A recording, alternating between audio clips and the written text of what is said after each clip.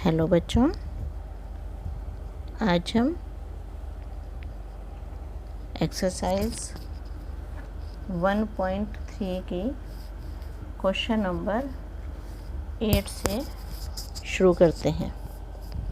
Question number 8 है आपका f(x) = x² + 4 द्वारा प्रदत्त फलन f from r+2 4 to infinity पर विचार कीजिए। सिद्ध कीजिए कि f व्युत्क्रमणीय है।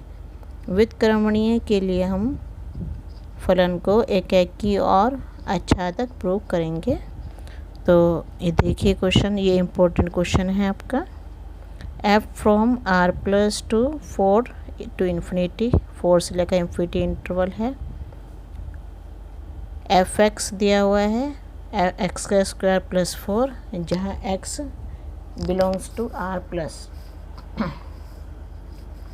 एकाकी के लिए हम प्रूव करते हैं f(x1) = f(x2).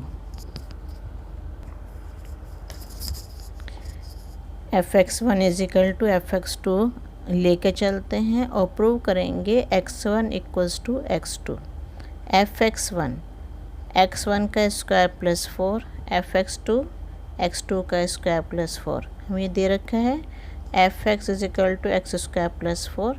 x की जगह जब x1 लिखेंगे तो यहाँ भी x1 आएगा, ये लिख दिया। और जब यहाँ x2 आएगा तो यहाँ भी x2 आएगा, वो हमने यहाँ पर लिख दिया। अब 4 से 4 कैंसिल, बचा क्या? x1 का स्क्वायर = x2 का स्क्वायर। x1 आ जाएगा ± x2। अब प्रांत हमारा, अब इसमें दो आ रहा है प्लस और माइनस, लेकिन जो प्रांत है हमारा वो r+ है, सिर्फ धनात्मक संख्या है, इसलिए हम माइनस को इग्नोर करेंगे, माइनस नहीं लेंगे। तो x1 = x2 तो लेके चले थे f(x1) = f(x2) और प्रूव कर दिया x1 = x2। अतः फलन f एकाकी है। अब मान लो, अब आच्छादक के लिए f(x) को y मान लिया। y कहाँ पे? ये 4 to infinity के बीच में लाई करता है।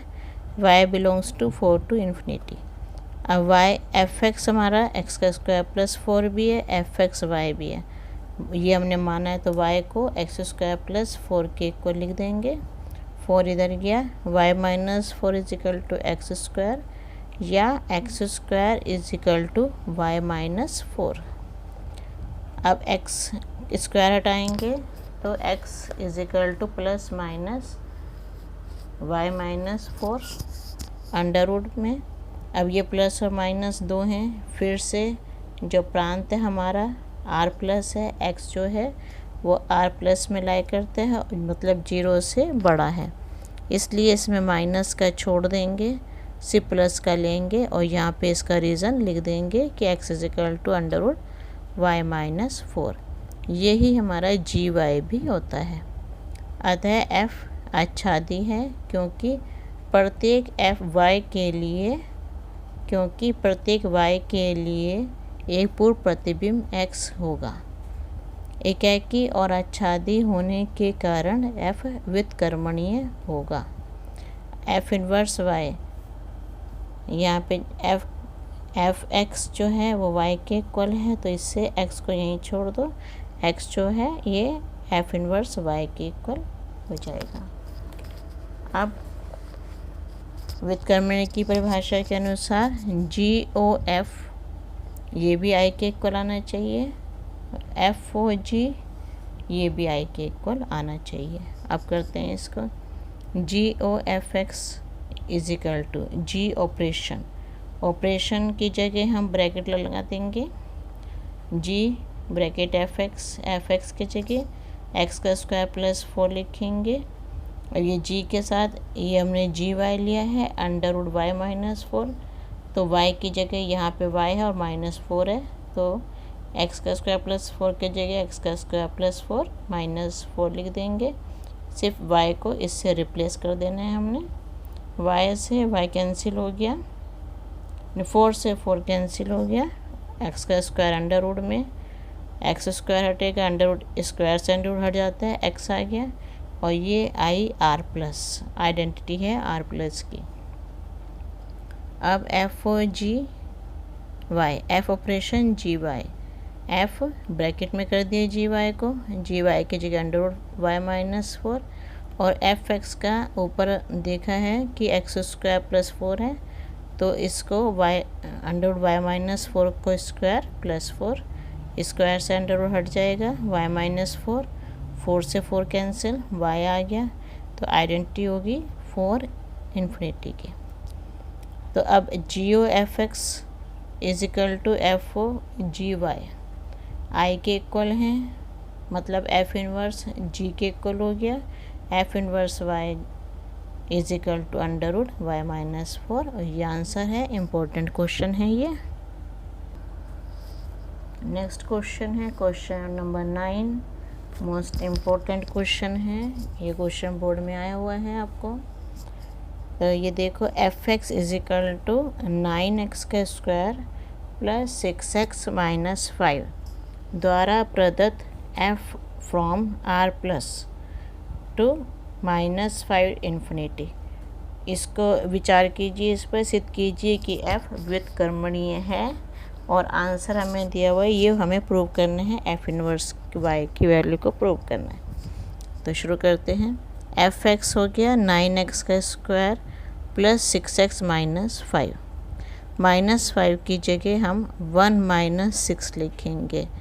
क्यों? क्योंकि ये 1 इधर ले लेंगे, 9x का स्क्वायर प्लस 3x प्लस 1, ये a प्लस बी का होल स्क्वायर, इससे सूत्र बन जाएगा। तो ये 3x प्लस 1 का होल स्क्वायर का सूत्र बन गया, माइनस 6।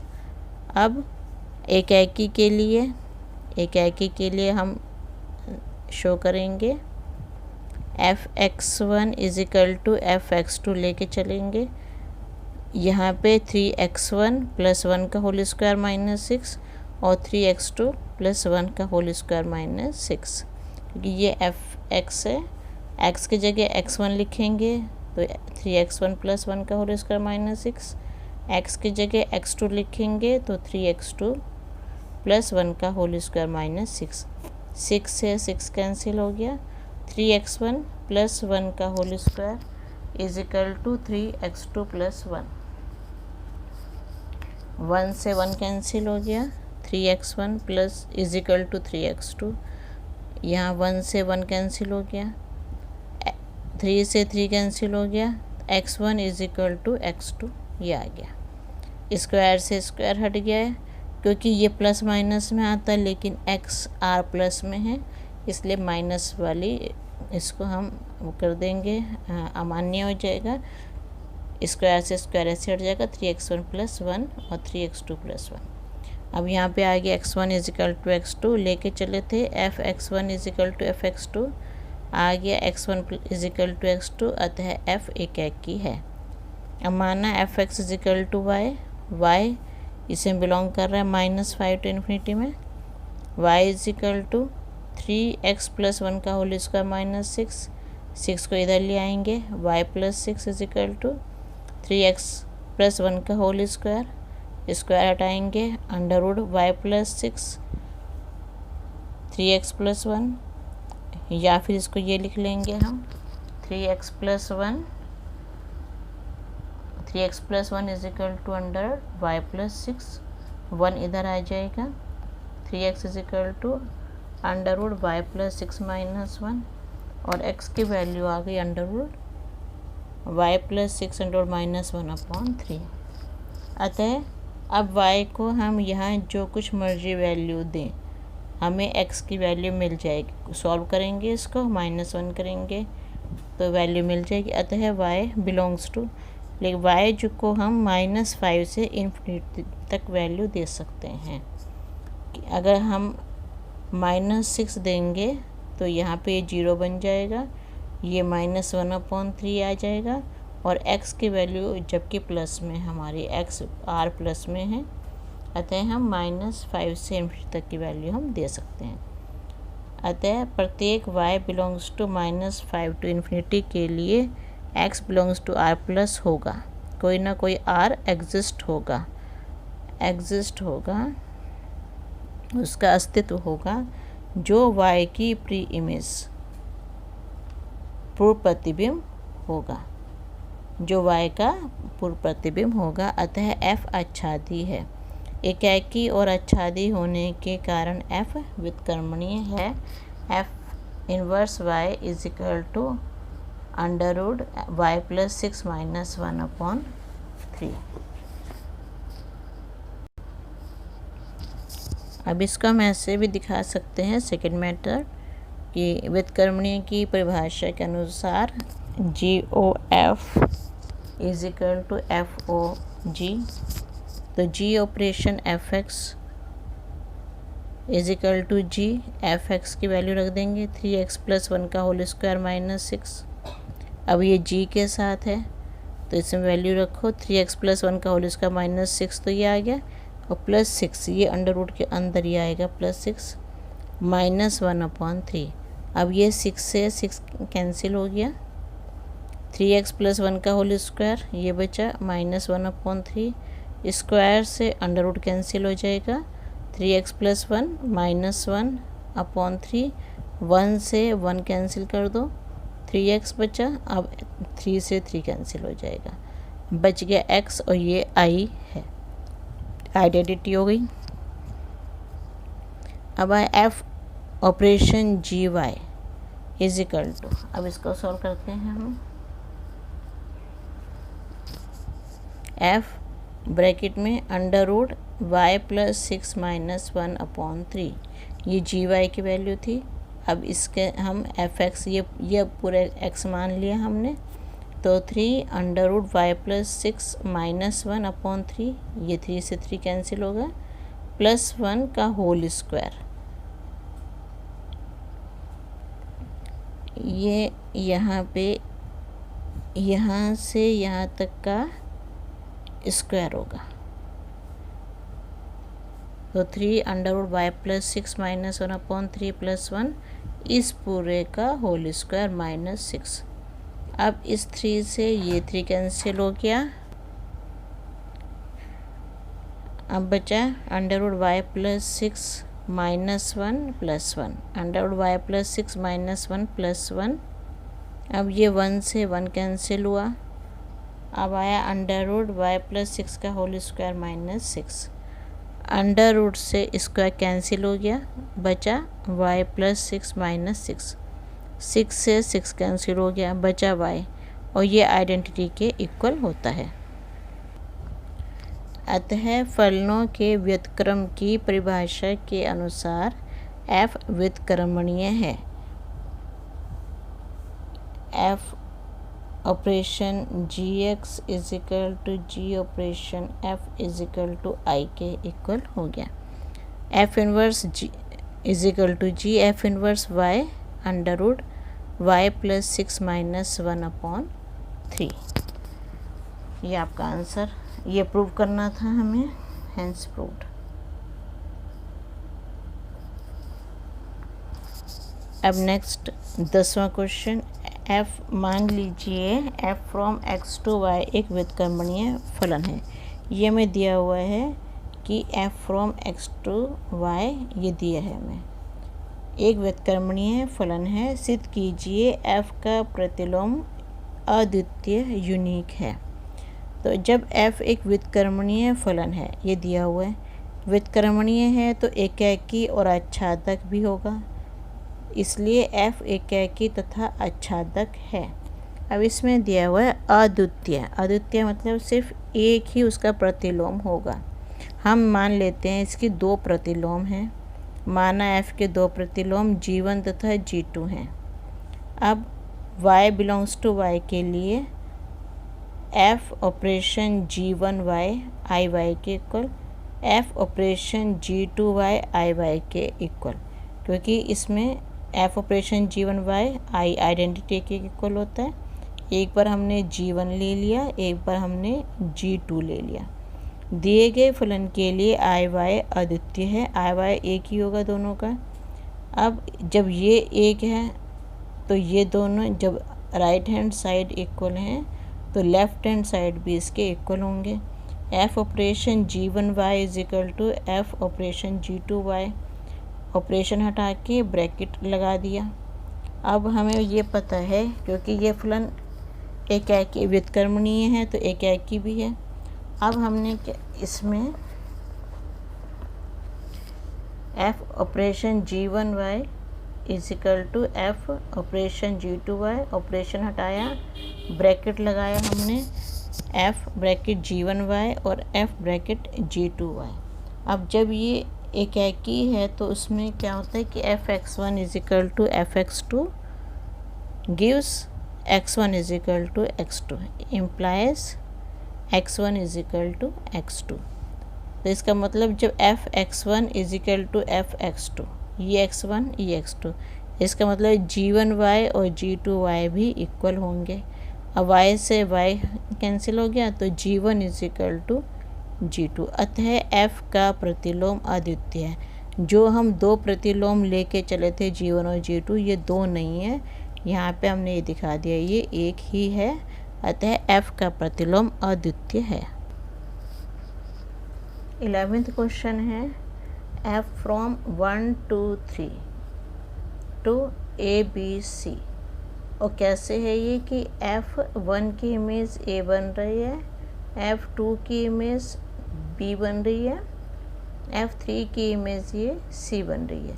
द्वारा प्रदत्त फलन f पर विचार कीजिए, f इन्वर्स ज्ञात कीजिए और सिद्ध कीजिए f इन्वर्स का inverse is equal to f है। ये हमें सिद्ध करना है।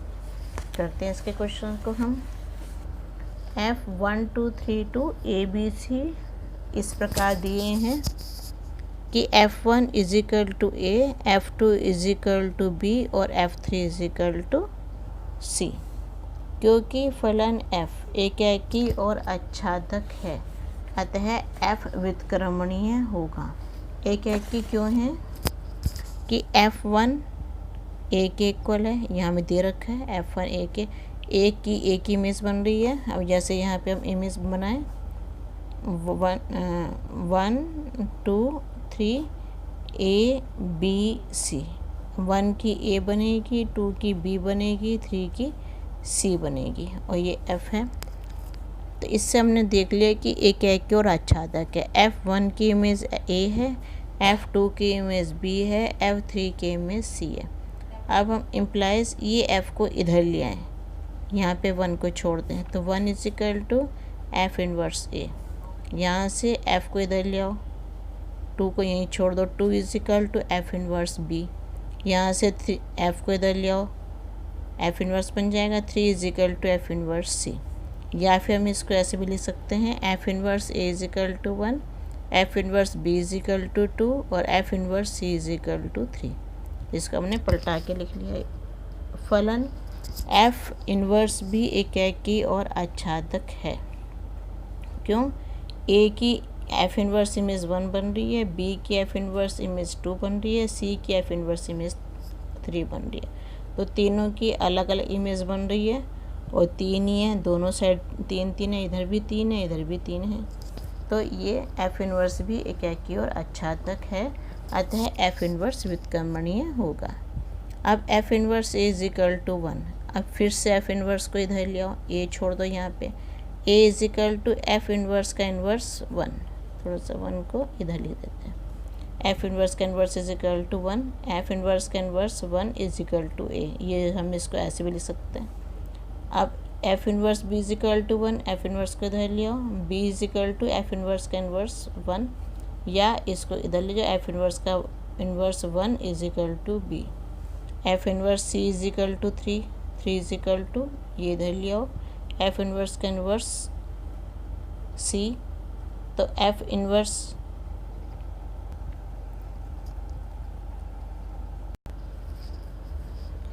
सी को यहाँ छोड़ दिया, एफ इन्वर्स का इन्वर्स 3, ये एफ इन्वर्स इधर आके एफ इन्वर्स का इन्वर्स 3 हो गया, या एफ इन्वर्स का inverse 3 is equal to C. तो f1 is equal to A था, एफ इन्वर्स का inverse A 1 is equal to, ये भी ए, F1 A है, F इन्वर्स का इन्वर्स 1 ये भी है, ये भी A ये भी है, दोनों राइट साइड हैं। तो F1 is equal to F inverse का इन्वर्स 1। अब 1 से 1 हट गया, बचा F इन्वर्स का inverse is equal to F। ऐसे F2 is equal to B, F inverse का inverse 2 is equal to B। B दोनों इक्वल हैं, 2 और 2 इक्वल हैं, मतलब F इन्वर्स का इन्वर्स F के इक्वल हो गया। ऐसे F3 is equal to C, F inverse का inverse 3 is equal to C। C और C इक्वल हो गए, दोनों 3 और 3 इक्वल हो गए, तो F इन्वर्स का inverse is equal to F। अतः F इन्वर्स का inverse is equal to F, ये प्रूव्ड हो गया।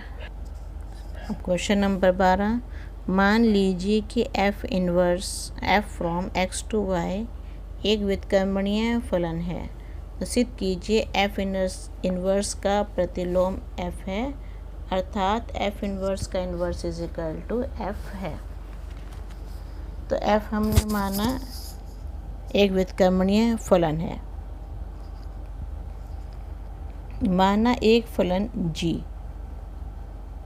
Y टू X इस प्रकार है कि G O F I X के इक्वल और F of G I Y के equal gives implies F inverse G कि F इन्वर्स जो है वो G के इक्वल है। ये में दे रखा है व्युत्क्रमणीय फलन है।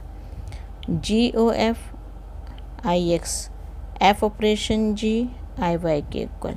अब G की जगह हम F इन्वर्स लिख दें, F inverse operation F I X के इक्वल। यहाँ भी G की जगह F इन्वर्स लिख दें, F operation F inverse I Y के इक्वल। तो इसका मतलब F inverse from Y to X व्युत्क्रमणीय है, इसलिए F इन्वर्स का इन्वर्स F के इक्वल होगा।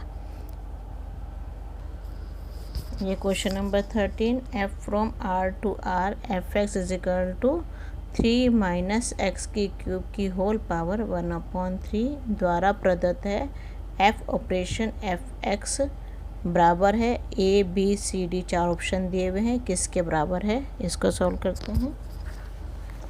Fx is equal to 3 minus X की क्यूब होल पावर 1/3 हमें निकालना है। F ऑपरेशन Fx, ये ऑपरेशन हटा के ब्रैकेट लगा दिया। Fx की जगह 3 माइनस एक्स की क्यूब की होल पावर 1/3।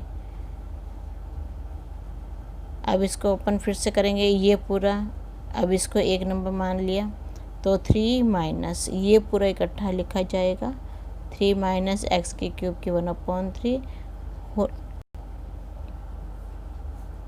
होल पावर 3, इस पूरे की होल पावर 3 यहाँ पर दिया हुआ है, ऐसे इस पूरे की होल पावर 3, इसकी होल पावर फिर 1/3 इसके हिसाब से।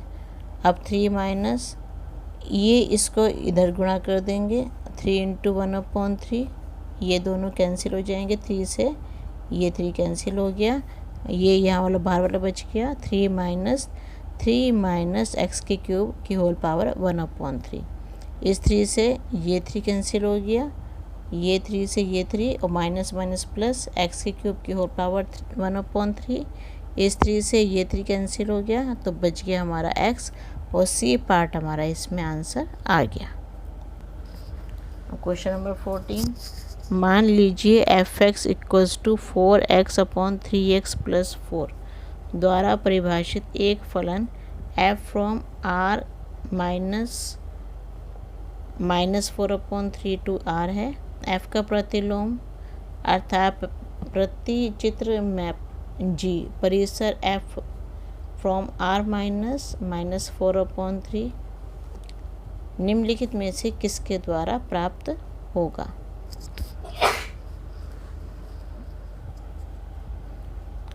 तो Fx हमें दिया हुआ है 4x/3x + 4 और F है फ्रॉम R -4/3 टू R। माना Fx को मान लिया y, तो y is equal to 4x/3x + 4, इसको उधर गुणा किया, x कॉमन ले लिया, x की वैल्यू -4y 3y/4, इस माइनस को नीचे लिया है, x/4y/4 - 3y, और x हमारा gy के इक्वल है, F इन्वर्स y के इक्वल भी होता है, gy तो ये 4y/4 - 3y, बी पार्ट इसका आंसर है। और ये एक्सरसाइज आपकी फिनिश हो गई। इसके बाद अब हम करते हैं बाइनरी ऑपरेशन, द्विआधारी संक्रिया। इसकी परिभाषा है किसी समुच्चय ए में एक द्विआधारी संक्रिया स्टार एक फलन star from a cross a to a, हम स्टार ए बी को ए स्टार बी द्वारा निरूपित करेंगे। द्विआधारी संक्रिया, ये देखो इसको क्वेश्चन से समझते हैं हम। जैसे ये एक्सरसाइज 1.4 है, 1 का फर्स्ट पार्ट जेड प्लस हमें दिया हुआ है। इसमें एक ऑपरेशन हमें इस तरह से दिया हुआ है, ए स्टार बी को हम शो कर रहे हैं ए माइनस बी की तरह। तो जेड प्लस में कौन कौन से नंबर होंगे, 1 2 3 4 5 6 वगैरह, ना माइनस के होंगे ना जीरो होगा। तो अब हमने इसको बताना है कि इसमें द्विआधारी संक्रिया है या नहीं है। इसका क्वेश्चन आपका जेड प्लस में ए star B equal to A minus b द्वारा परिभाषित संक्रिया स्टार, ये बताना है कि द्विआधारी संक्रिया है या नहीं है। तो अब देखते हैं इसको हम मान लिया A2 है और B3 है। रूल लग रहा है हमारा A माइनस बी, तो 2 स्टार 3 में रूल आएगा 2 माइनस 3, ये आया -1। अब -1 माइनस का कोई नंबर जेड प्लस में नहीं है, तो इसका मतलब जब ये बिलोंग नहीं कर रहा है तो इसका मतलब ये द्विआधारी संक्रिया नहीं है। स्टार जो है वो ये जो ऑपरेशन दिया हुआ है ये जेड प्लस में द्विआधारी संक्रिया नहीं है।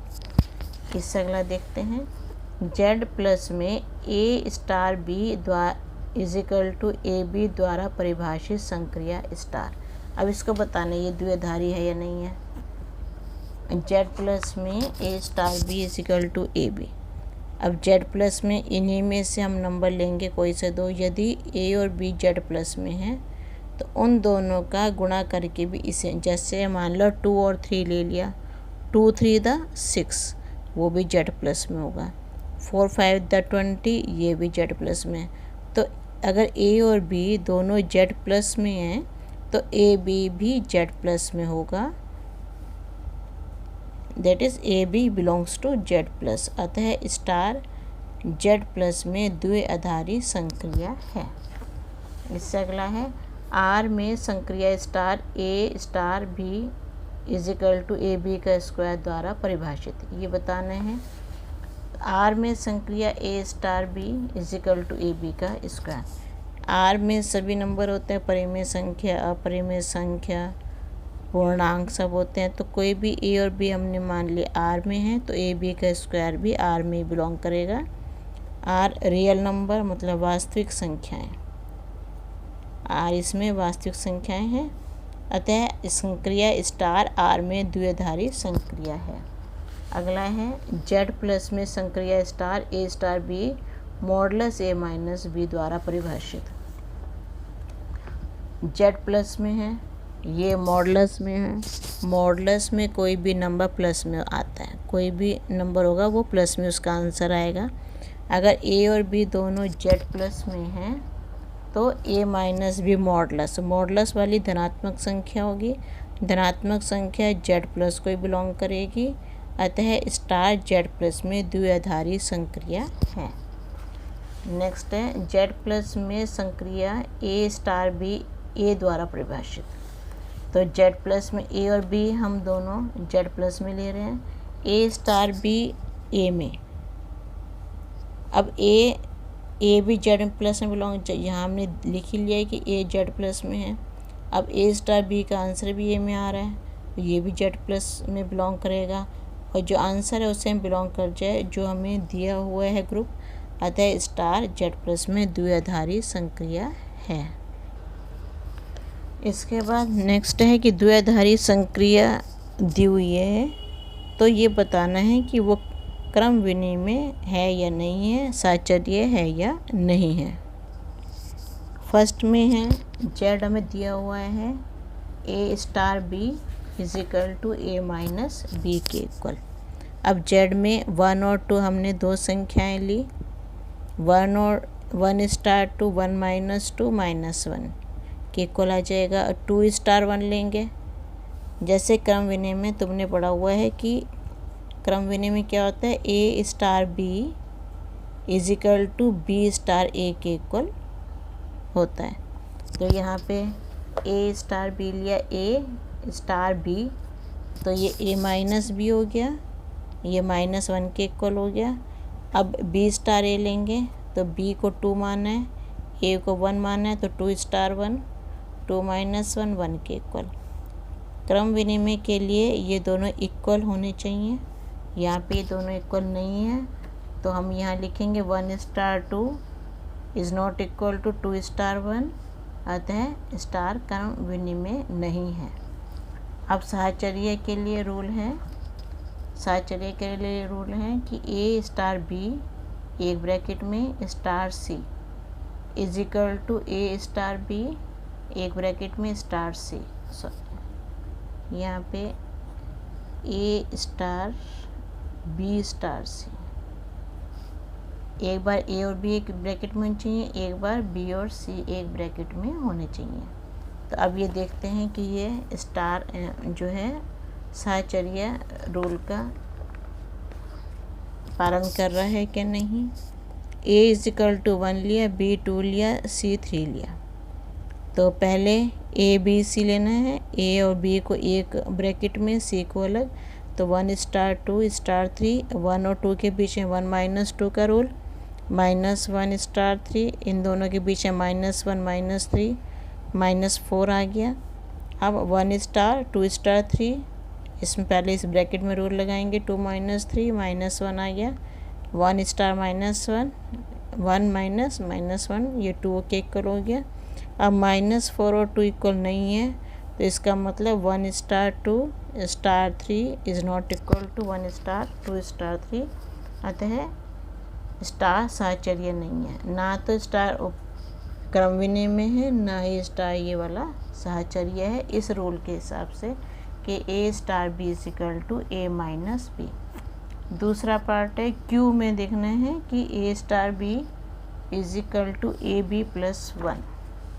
अब ये क्रम विनिमय है या नहीं है, तो माना ए और बी क्यू में बिलोंग करते हैं। यहाँ में दे रखा है सेट क्यू परिमेय संख्याएं, क्यू होता है परिमेय संख्याओं का सेट।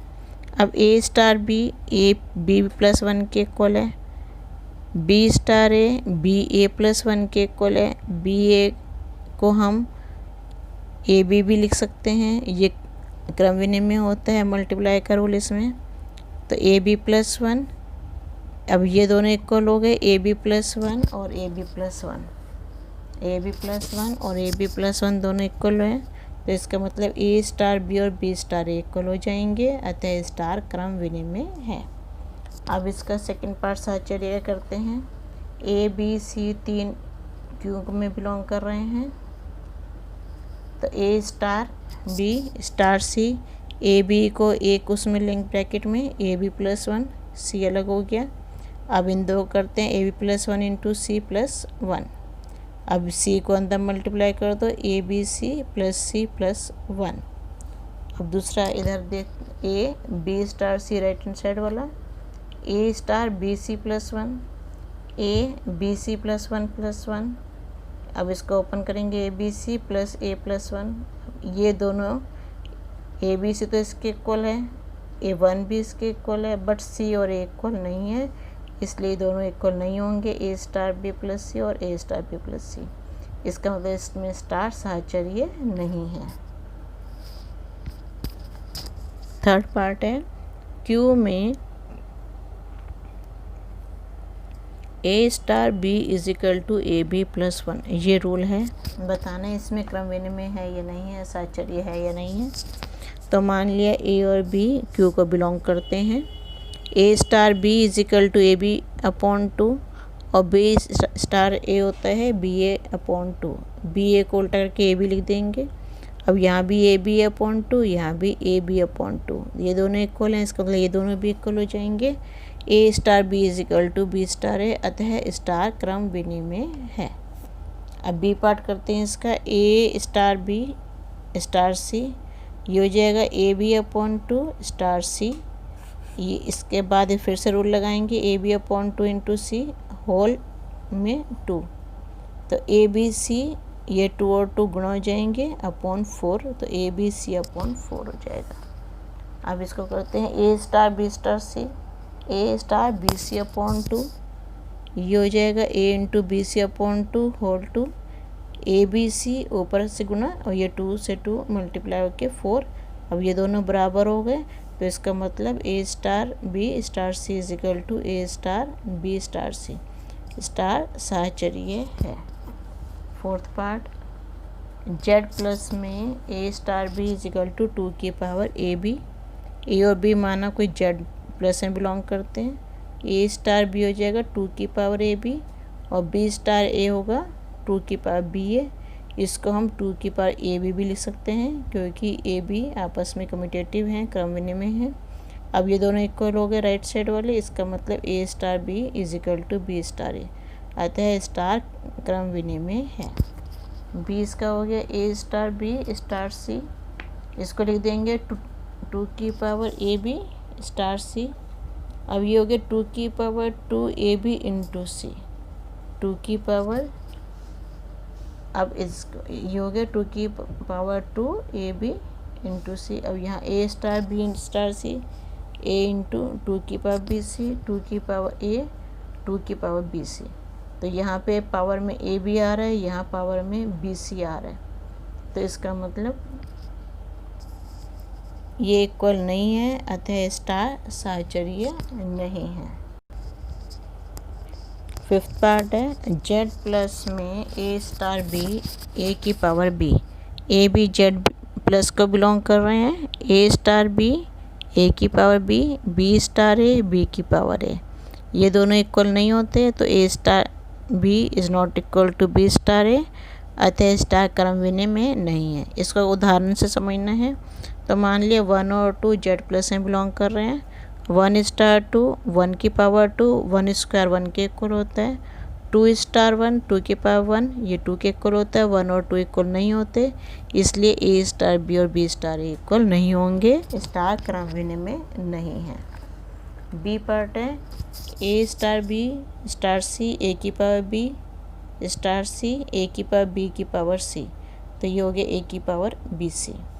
यहाँ पे A star B star C A star B की पावर सी, ए की पावर बी की पावर सी, ए की पावर बी की पावर सी, ये तीनों एक के ऊपर एक पावर में है, तो दोनों इक्वल नहीं है। A star B star C is not equal to A star B star C, अतः स्टार साहचर्य नहीं है।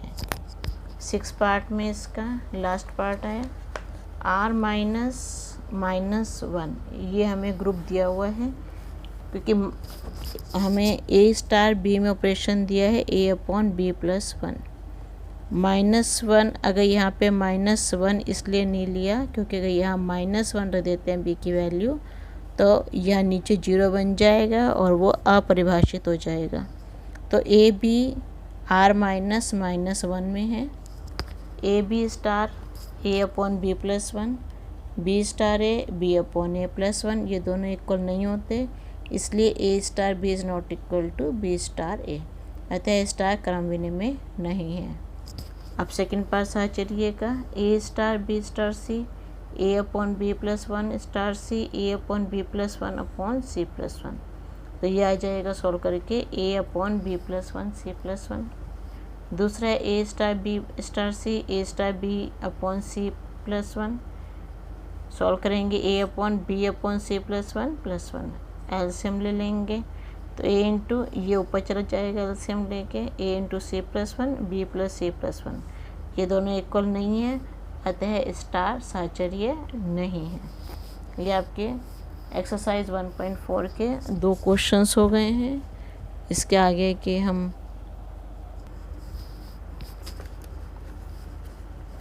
थर्ड क्वेश्चन करते हैं। समुच्चय 1 2 3 4 5 में ए ऑपरेशन बी ऐसा लगाए कि निम्नतम ए बी के इक्वल है। द्वारा परिभाषित द्विआधारी संक्रिया पर विचार कीजिए। संक्रिया स्टार के लिए संक्रिया सारणी बनाइए।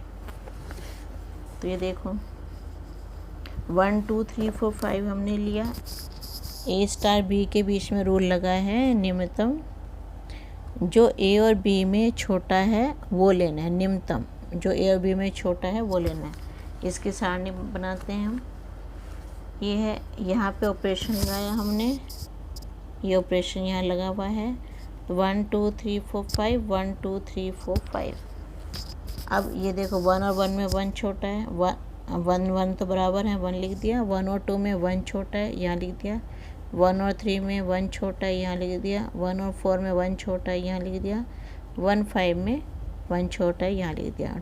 2 1 में 1 छोटा है, 2 2 में बराबर है, 2 3 में 2 छोटा है, 2 4 में 2 छोटा है, 2 5 में 2 छोटा है। ऐसे 3 1 में 1 छोटा है तो यहाँ लिख दिया 1। 3 2 में 2 छोटा है, 3 3 बराबर है, 3 4 में 3 छोटा है, 3 5 में 3 छोटा है।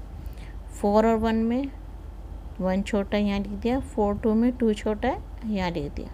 4 3 में 3 छोटा है, यहाँ लिख दिया। 4 4 बराबर है, 4 5 में 4 छोटा है। ऐसे 5 और 1 में 1 छोटा है, यहाँ लिख दिया। 5 और 2 में 2 छोटा है, यहाँ लिख दिया।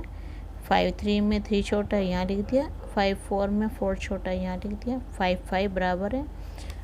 अब इस द्विधारी ये कब होगी, हमें ये बताना है कि ये जो ऑपरेशन है ये द्विधारी संक्रिया है या नहीं है। ये कब होता है कि जब इस सारणी का प्रत्येक अवयव इतने हिस्से का, इस सारणी का प्रत्येक अवयव ये भी समुच्चय को बिलोंग कर जाए। अब इसमें सब नंबर 1 2 3 4 5 है और समुच्चय भी हमारा 1 2 3 4 5 है। जब सारे नंबर इसके सब अवयव इसके समुच्चय को बिलोंग कर जाएं तब ये द्विधारी संक्रिया होता है ये ऑपरेशन। तो इसमें सब बिलोंग कर रहे हैं, इसलिए ऑपरेशन द्विआधारी संक्रिया है। इसका 4th क्वेश्चन करते हैं हम। 4th में हमें एक समुच्चय दिया हुआ है 1 2 3 4 5।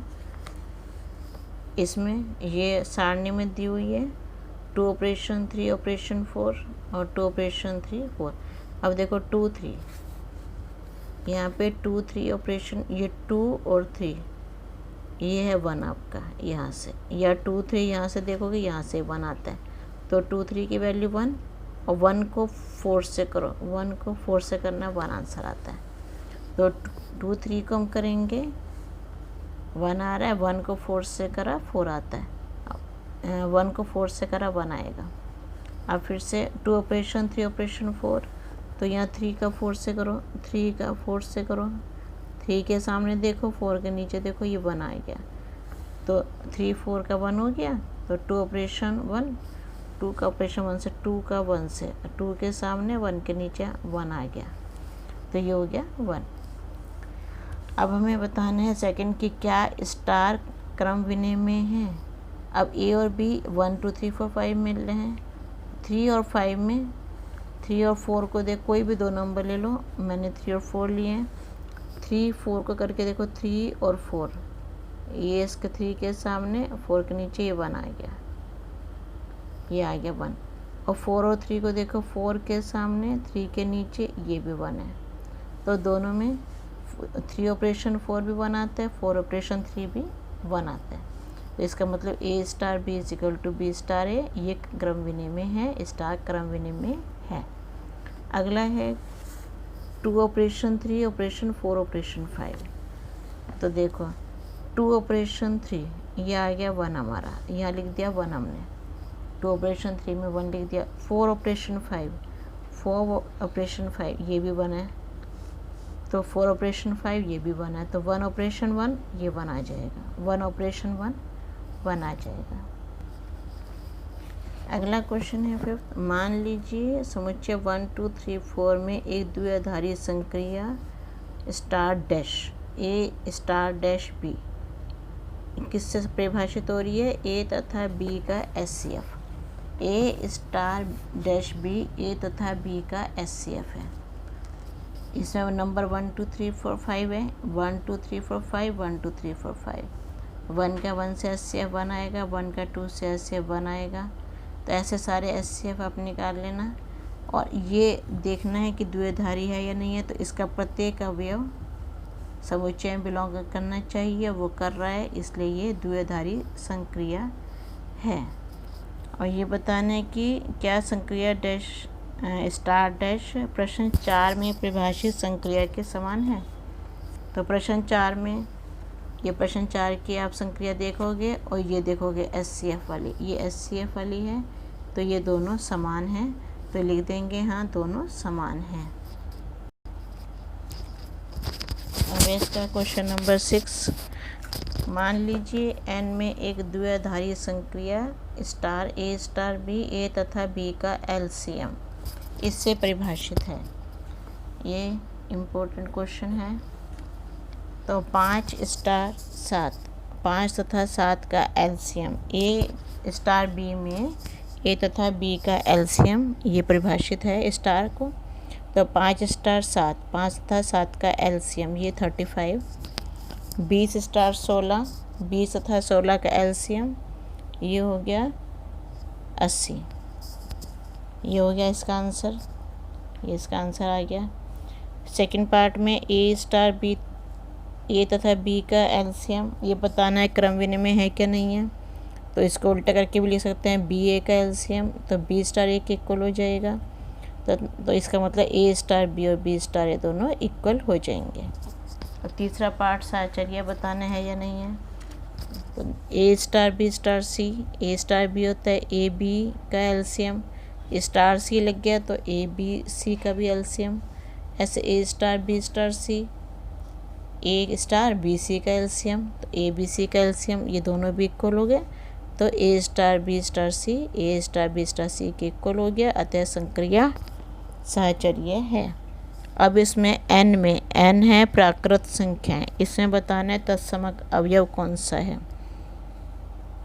तो 1 स्टार A करेंगे, 1 के इक्वल, 1 और A का LCM 1 होता है। A स्टार 1 करेंगे, A तथा 1 का LCM A के इक्वल, तो दोनों A आ गए, तो इसका मतलब 1 स्टार A स्टार 1 के इक्वल हो गया, दोनों की वैल्यू A हो गई, अतः n में स्टार का तत्समक अवयव 1 है। अब है कि n के कौन से अवयव स्टार संक्रिया के लिए व्युत्क्रमणीय हैं। यदि A बिलोंग्स टू n के लिए संक्रिया स्टार व्युत्क्रमणीय तब होगी, किसी A बिलोंग्स टू n के लिए संक्रिया स्टार व्युत्क्रमणीय तब होगी जब कोई B n को बिलोंग करे और इस प्रकार से हो कि A स्टार B 1 के इक्वल हो और B स्टार A भी 1 के इक्वल हो, क्योंकि 1 इसका तत्समक अवयव है। A स्टार B भी 1 के इक्वल और B स्टार A भी 1 के इक्वल हो, मतलब A तथा B का LCM 1 हो, B तथा A का LCM 1 हो। यह तभी संभव है जब A भी 1 हो और B भी 1 हो, अतः अवयव 1 स्टार के लिए व्युत्क्रमणीय है। अब है 7th क्वेश्चन, एक समुच्चय में दिया 1 2 3 4 5, A स्टार B, A तथा B का LCM द्वारा परिभाषित द्विधारी संक्रिया है, ये बताना है कि है या नहीं है। तो 1 और 1 का LCM, अब इसके 2 और 2 का LCM 2, 2 और 3 का LCM 6, 2 4 का LCM 4, 2 5 का LCM 10, सबका LCM निकाल लीजिएगा। ये जब अगर ये सारे अवयव इस समुच्चय का बिलोंग करें तभी ये द्विधारी संक्रिया होती है, लेकिन इसमें कुछ नंबर हैं जैसे 10 है, 6 हैं, 12, 15, ये सब इसके अवयव समुच्चय के अवयव नहीं है, इसलिए द्विधारी संक्रिया नहीं है। सारणी के कुछ अवयव समुच्चय के अवयव नहीं हैं। सारणी के कुछ अवयव जैसे 6, 10, 15 वगैरह ये समुच्चय के अवयव नहीं है, अतः स्टार द्विधारी संक्रिया नहीं है। Okay, thank you.